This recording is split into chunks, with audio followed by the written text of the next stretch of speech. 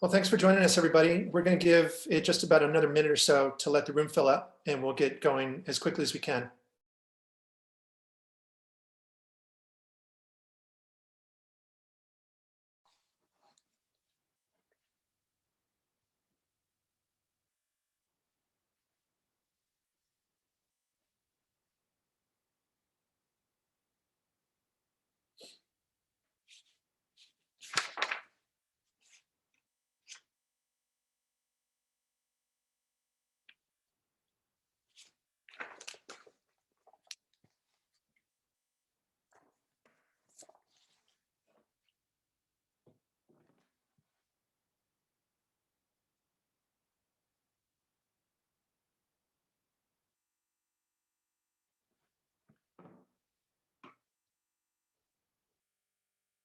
Okay, maybe just another 30 seconds or so, and we'll get started.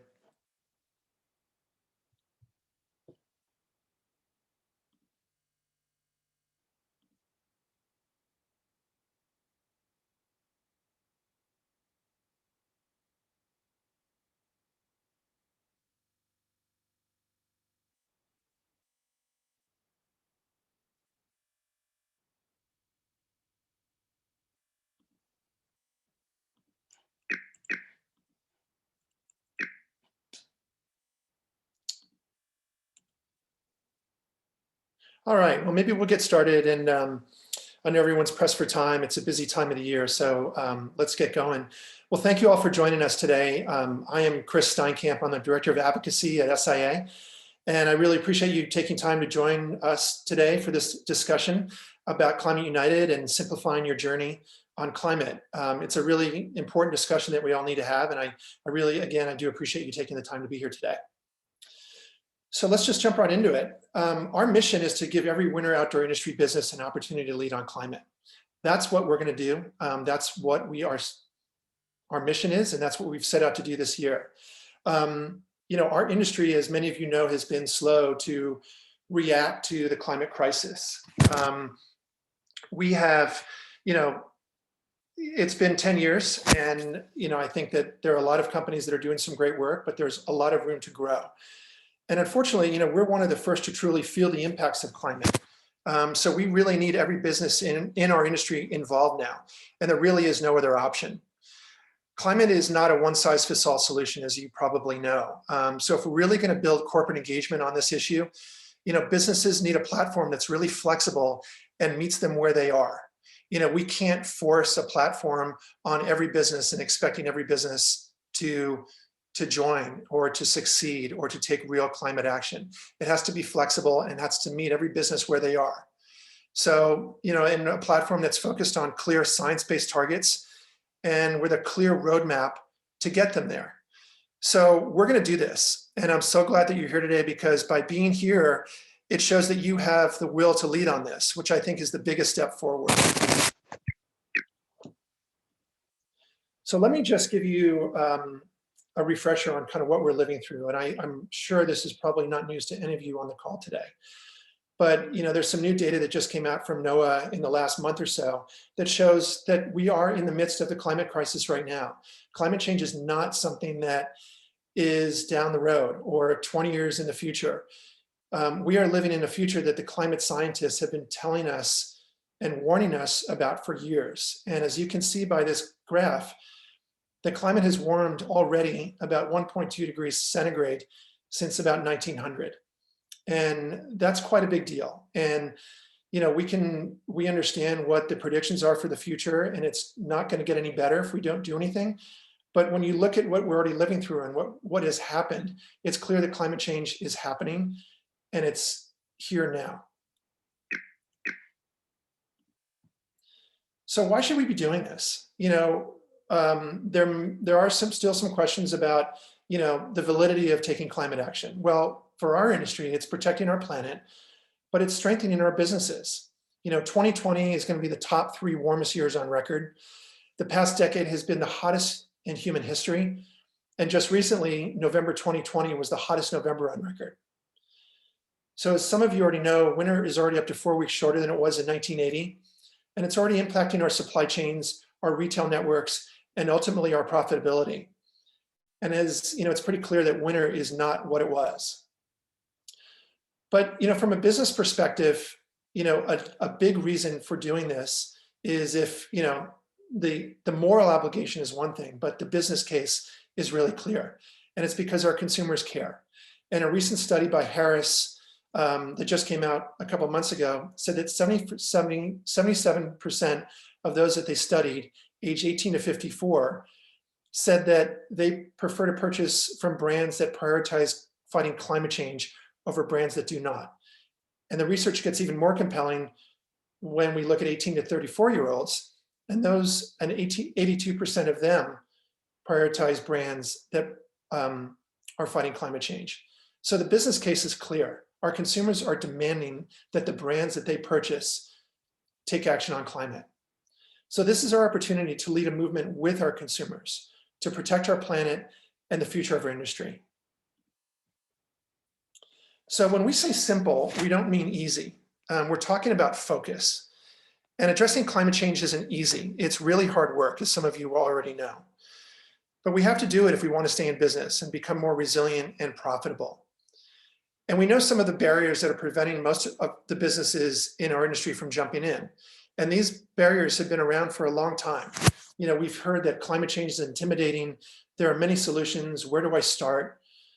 Political advocacy is polarizing. We know that. My carbon footprint is too big, so I really can't be a role model. And frankly, these are excuses for not taking action. We understand that, but I think we've moved beyond that. And it's one thing to say that, but we really need to deliver a platform that breaks down the barriers and provides a new model for corporate engagement on climate. As we know, climate action doesn't fit neatly into a box. It is something that has to be kind of flexible to every company's engagement and where they are in their business model. So we need to really meet you where you are. So I think to drive industry-wide action, we really need to focus on what matters most, on a new model for corporate action, giving businesses a broader look at the challenge and opportunities to engage that fits their businesses. So this is a quote that I really like, and it's from Jamie Beck Alexander at Project Drawdown, who many of you are familiar with. But it goes like this: every business must now not only ask, how can we reduce our carbon, our emissions as quickly as possible, but also how can we use our full resources, scale, influence, the passion of our employees, and our broader community to help build a world that where all living things can thrive. And this is what I want to talk about a little bit this morning. So we really need to reimagine corporate influence. Companies, as you know, and we feel very strongly, are the gatekeepers to progress on the climate crisis. Businesses and companies in our industry have immense influence, and we need to use it. And we really are the gatekeepers to progress. But viewing the climate crisis only through the lens of our own contributions to the problem, i.e. our emissions, leads companies presumably to focus on a very narrow slice of the available climate solutions. We need to focus more on expansive and ambitious goal setting that really includes emissions reductions, because those are very important, but more. And if we're going to address the true scale of the climate problem, we need to look internally at all of the other levers businesses have, that you have, and approach climate with a complete toolbox. And this conversation broadens the internal conversation from just a handful of technical sustainability experts working on data and very important work, but on a very small slice of it, to across your entire company, so that truly every job is a climate job in one way or another. And I think responding to the climate crisis with this level of expansiveness is the most effective way forward. So let's think about this. So we know that energy reductions is the core of what we need to be doing. Science tells us that we need to reduce our carbon emissions 100% by 2050. There's no doubt about that. So reducing emissions and embracing clean energy is a #1 priority, and we should all be doing that. But that's not all that we should be doing. Let's talk about political advocacy. I feel strongly that political advocacy needs to be part of this recipe of every business and how every business leans into climate. You know, every business, large or small, has a powerful voice, and we need to use it in state level politics, in federal policy.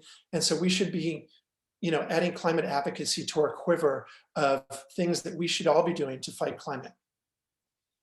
But then the third kind of leg of this stool is responsible business. And, you know, this goes kind of unsaid, but, you know, I really do feel that, you know, businesses that want to truly be climate forward businesses just can't lean on energy reductions or political advocacy. It has to be a whole suite of things that kind of make us a complete business in terms of how we approach climate change. So, for example, how do we, you know, that said, we need to drive change across, you know, reducing emissions and driving clean energy is critical. But again, when you look at the scale of the challenge, we really can't stop there, especially for most businesses in our industry that have relatively small domestic footprints. That said, we need to drive change across our supply chain, and we need to use our collective influence to do just that. And we'll give you guidance to do that. But again, you know, businesses have an incredible influence on climate policy, but there are other tools in the company's toolbox that can drive massive change. So we need to look at your business strategy to see how you can use your whole business for good. For example, how are you activating your employees? You know, they're activists and they want this purpose in their work. How are you supporting nonprofits? Where are your business investments? Where are you banking? Where are you using your marketing? How are you using your marketing to really mobilize your customers and your followers?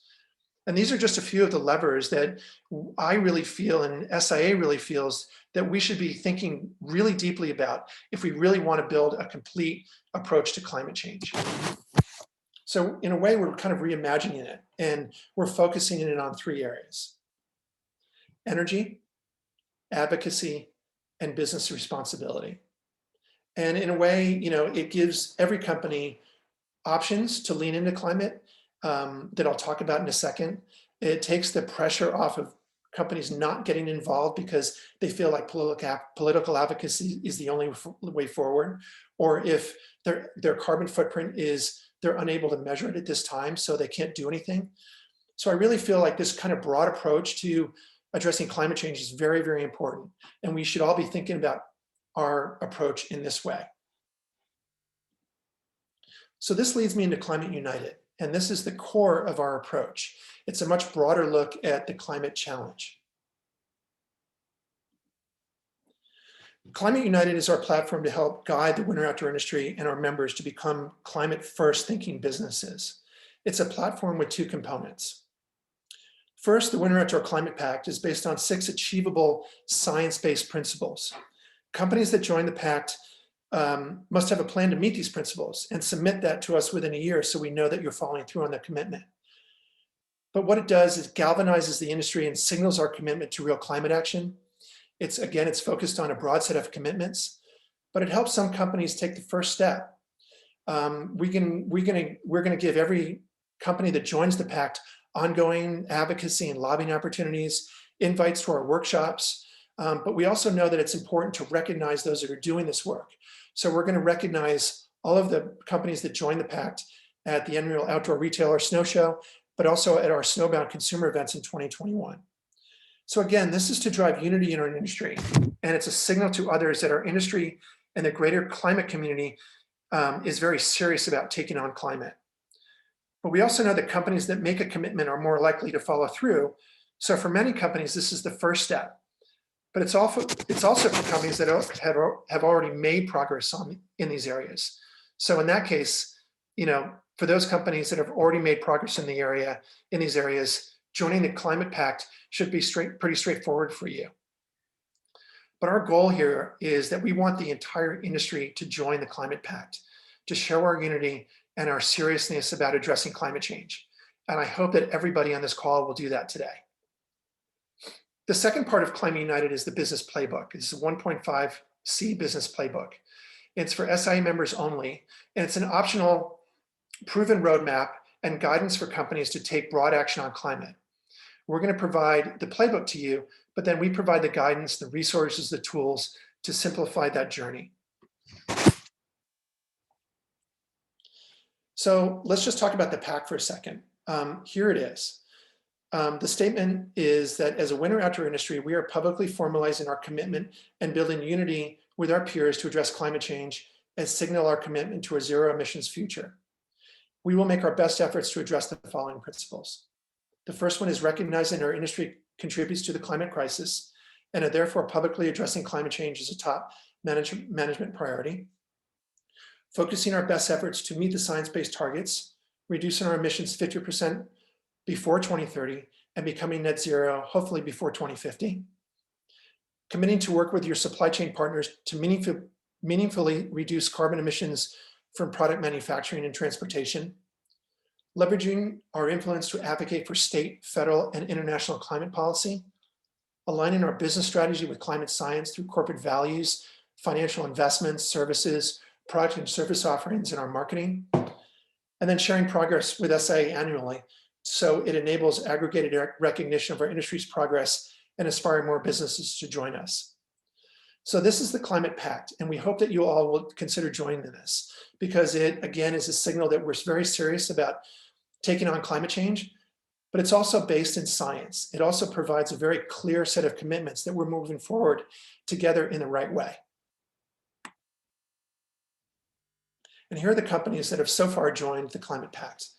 And we couldn't be more excited about who has joined and the leadership that they're signifying to all of us in the industry and to the greater international climate community.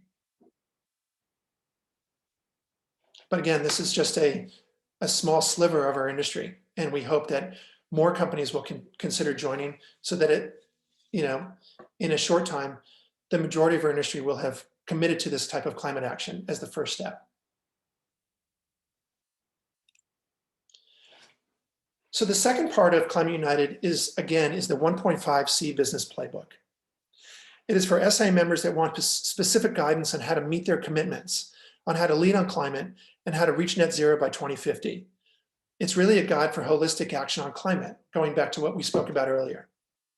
So it's an open source roadmap developed by leading researchers, and it was launched in Davos earlier in 2020.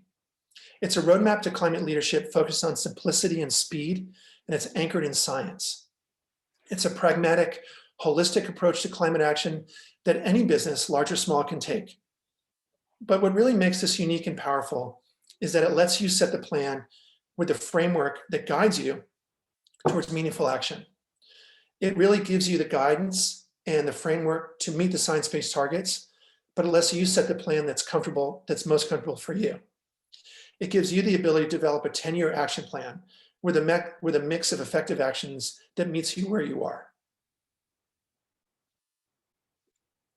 The playbook gives you a roadmap broken down into achievable time increments to meet the science-based targets in a way that again meets you where in a way that meets you where you are, in a way that's very achievable, we think. It's based on the carbon law, which is an approach to decarbonization that looks at the science-based goal and breaks the challenge out into decade increments. And it literally says, or essentially says, that we need to reduce our carbon emissions 50% each decade until 2050. And we think this frames out the challenge in a much more achievable way, to think only in terms of the next 10 years. Because the science-based targets are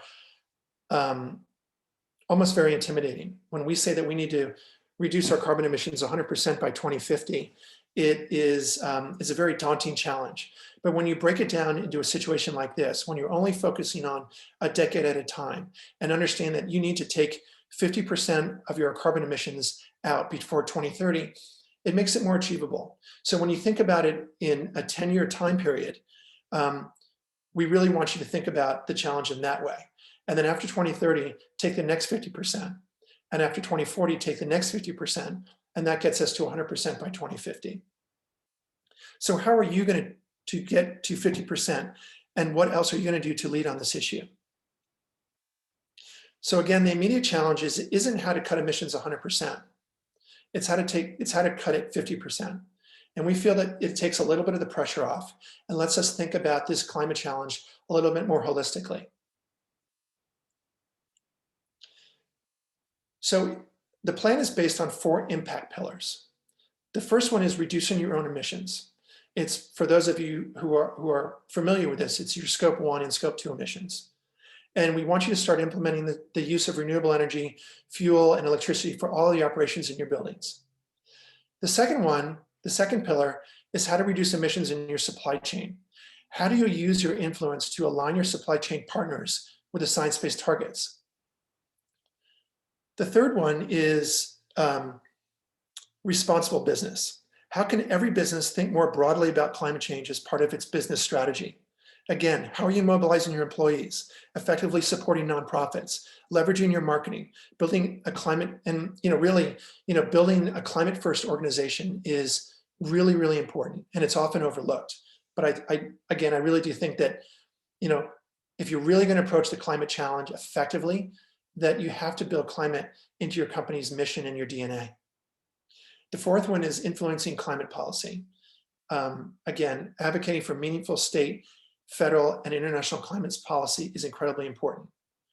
So these are the 4 areas that we really want you to focus on as you build your climate action plan over the next decade and over the next 30 years, but looking at it in a much more holistic way. And this goes back to our holistic approach that we spoke about earlier. How can you tackle your emissions over the next decade, and what else should you be doing? So for example, maybe you can't tackle your energy until 2023. Okay, so then focus on advocacy or supporting nonprofits and build that into your climate plan. So this is the roadmap, the 4 broad focus areas that every business should take and build into their climate action plan. And if you can do that, I think it helps every company kind of focus. It kind of takes the climate, the distractions about all of the other solutions out of the mix, and really focuses your head in 4 specific areas. So then the playbook provides in-depth guidance, actions, and key reduction measures on how to tackle each pillar, helping each business build their individual climate plans. So this is a page out of the playbook, and it takes the first pillar, which is reducing your own emissions, and it gives you some action steps. But then this is where we come in. The playbook wasn't built for the winter outdoor industry. So what we're going to do is we're going to take it and tailor it to the challenges that that each of our businesses have. We want to give you the resources and tools that are specific to your business and our industry in the areas outlined in the playbook. So, we've broken down each playbook into actionable steps with in-depth guidance specific to each pillar. And then we have a curriculum that I'll show you in a second, and it breaks it down into 2 to 3 month pods that are each focused on delivering actionable education in each pillar. And then we're also going to launch an open source sharing platform that are going to give everyone an opportunity to connect and share intelligence, which I feel, and I hope you all agree, is incredibly important, because there are a lot of companies that are doing really great work in our industry. And I think that if we're able to share that intelligence, it's going to all get us all to where we need to be a lot quicker. So here's our curriculum for 2021. And we've broken down the next few months into specific pods where we'll have a deep dive focus in each area, measuring, goal setting, emissions, renewable energy and supply chain, advocacy, and responsible business. And that's going to take place over the next 10 or 11 months. We'll support each pod with workshops, playbook briefs, which are detailed work plans that we're writing on how to address the actions in each pillar. It's really a strategy that we're going to give you to address carbon emissions and advocacy and responsible business, for example, and supply chain. We're also going to find curated content, research, and white papers that will help you learn more about each pillar. We're going to provide access to specialists and vetted nonprofits and business partners that will give you some of their expertise, whether it's in webinars and workshops or it's with direct conversations that we'll give you access to. And then we're going to have discussions at the end of each pod so that we can all discuss what went wrong, what went right, and discuss who's doing the work and trade best practices. For example, in the energy pod, we'll have workshops with renewable energy experts to discuss the various ways that every business can reduce their carbon emissions and replace them with renewables. It's complicated, we all know that, but we're going to help shed some light on the options. We'll also have in-depth discussions about changing our supply chain and leveraging our collective influence to have our suppliers make the same science-based commitments that you all have. And then, for example, during this Responsible Business Pod later in the year, we'll have workshops on how to be a climate-first business and about corporate philanthropy. We want each partner to understand what it truly means to support a nonprofit. For example, the funding is great, but what really matters is when you ask a nonprofit, how can we help you? And we'll kind of give you some insights on how you can really work much tighter and much more effectively with nonprofits, and how can you effectively mobilize your employees. And then at the end of each pod, challenges are going to take place. And so these challenges are ways for us to kind of move our industry forward. For example, maybe we'll have a challenge at the end of the energy pod, and we'll challenge all the participating businesses during that pod to join a collective power purchase agreement. Or in the advocacy pod, to take a policy action with us, or to join us in Washington in the spring or in the fall. Or in the responsible business pod, take this time to truly support a nonprofit most effectively. So at the end of each pod, we're going to challenge everybody that's participating in Climate United to really take these steps with us, to move your business forward and to move the industry forward. And then finally, at the end, we're going to recognize every partner at our snowbound consumer festivals and at the Outdoor Retailer Snow Show, because we know that it's important to let our consumers know and your consumers know who's doing the great work and what are the brands that are leading on this issue, because they care and we want to let them know that. So it's our goal to be your partners through this journey, to help you in every way we possibly can to reach the goals set out in your individual climate plan, which are going to be consistent with the playbook, and with the ultimate goal of getting to net zero by 2030 or 2050 and 50% by 2030. We want to be your partner in this, and we're here as a resource and as a tool and as partners for you to really lean on us to get you down this journey. But again, I think this playbook really kind of gives us all the guidance on where to focus our efforts in a really focused way. And then SIA is going to support that with a lot of materials and tools and research that'll help you better understand what the task is at hand. The Climate Hub is an online resource that is providing educational resources and tools and content and these playbook briefs. So this is essentially the area where a lot of this information is going to live. The Climate Hub is, where you can find all the information that you need to learn and act. And it's going to be launching later this month. And as the year goes on, we'll keep adding more content to it so that it'll be a deep resource for every SIA member. So really, I want to kind of pause right there, but kind of outline some next steps. We would really appreciate if you could signify your commitment and industry unity and join the Climate Pact. But we also, for those that do join the Climate Pact, we want to build your plan, help you build your plan and achieve those commitments, and then submit them to us within 12 months. And then if you need help doing that, and there are some companies, again, that have been doing this for a long time that don't need the help, or are working with consultants or other platforms, and that's fine. But if you do need some help, then sign up for the 1.5C Business Playbook, and we're going to help you get to the place where you need to be, and we're going to help you achieve those science-based targets. And again, you can find the Winter Outdoor Industry Climate Pact at snowsports.org/climate. And if you have any questions or if you need help in any way, I urge you just to reach out and contact me. And there's my email. And I'd love to open this up for questions now if you have any. We can spend as much time on this as you would like for questions. Hey, Chris, just jumping in with one quick question Yeah. that I saw come in. I just want to reiterate to everybody to go ahead and use the Q&A tool at the bottom of the screen to submit any questions. But what kind of support will you be offering if you're nervous about falling behind in meeting the goals? So look, so these goals are, they're just goals. We want to help you get there. We're not going to, we obviously need you to make that commitment by 2030. And we have workshops and white papers and webinars. We're going to have partners. So for example, a renewable energy company or one of our nonprofits is going to join us for a webinar and a discussion how best that they can help you on these commitments. So we're going to do the best that we possibly can to give you the guidance and the research and the tools to get you to the place where you're actually answering the questions and addressing these commitments that you've made. Obviously we can't do the work for you, but we're going to get as close as we possibly can to be your consultants in this journey. Thanks, Chris. Do you see this other question that's come in on your screen, or do you want me to read it? Yeah, no, I can see it. So this is a good question. So what is the difference between net zero emissions and carbon neutral?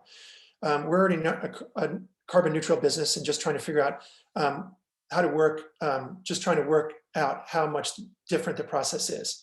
It's essentially the same thing. Net zero and carbon neutral are, in my mind, the same. But there are a lot of ways to get to those, as you're probably finding out. You can work with the utility company to have more renewable energy placed on the grid. You can buy carbon offsets. You can place solar panels on your roof. So there are a lot of ways that you can get to net zero or carbon neutral. And we want to kind of help you decipher that plan. But again, I think they're pretty much the same. Thanks, Paul.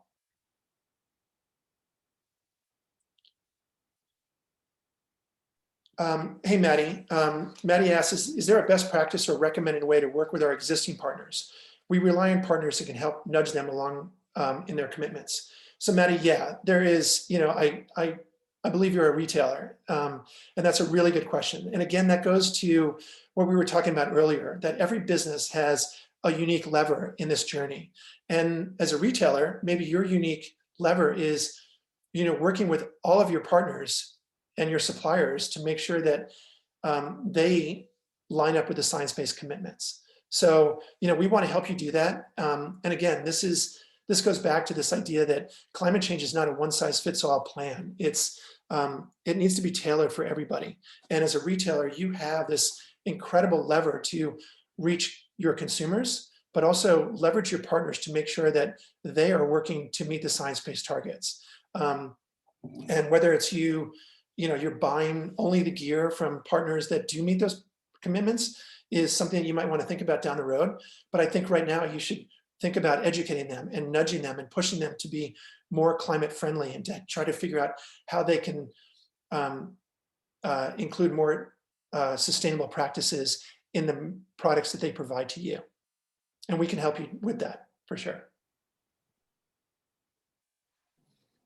Thanks, Chris. I think you briefly just touched on the next question is, are you going to be providing resources to help with those conversations? Absolutely. So, we know that we're going to provide resources in each one of those pods. So with energy, advocacy, responsible business, and supply chain. But if one of the partners that is going down this playbook journey with us in Climate United has a specific question or a specific need on in some research or some information, we're going to go and get it, and we'll find it. What we're doing is we know that there are a lot of very smart people that are already doing this work. So we're not going to go and try to recreate the work. We're going to go and try to find those experts for you that can give you that intelligence. So I would say that Climate United is kind of a platform for you to kind of meet the science-based targets. And we want to make sure that this platform includes all of the resources that you need to kind of get there. Thanks, Chris. I think that for me, this presentation, even though I've learned a lot about Climate United over the last few months, has been very helpful. But what really this presentation brought true to light for me was that it's not just signing a commitment blind, that it's really a custom program that you're working and helping each commitment through this journey. And I think that's so nice to hear and see and feel the support. It is. It definitely is. And I think, one of the things I want to make sure that everybody understands is that, climate action, again, is not a one-size-fits-all challenge. And, we need to approach the climate crisis from a much broader perspective. And, we need to look at our companies to try to figure out how, as we as a company can be climate forward, how can we really embrace this climate challenge in a way that takes over our company and includes our employees and engages our employees and mobilizes our employees and our customers, and really kind of thinks about climate as a much more holistic challenge than specifically just an emissions challenge or a political advocacy challenge. You know, businesses have an incredible power to solve this thing, but the only way that we're going to solve this is if all of the businesses that are on the call today and every business within our industry looks at climate as a holistic approach and thinks about the levers that you all have to really force change. And that's what we really want to help you with. Thank you.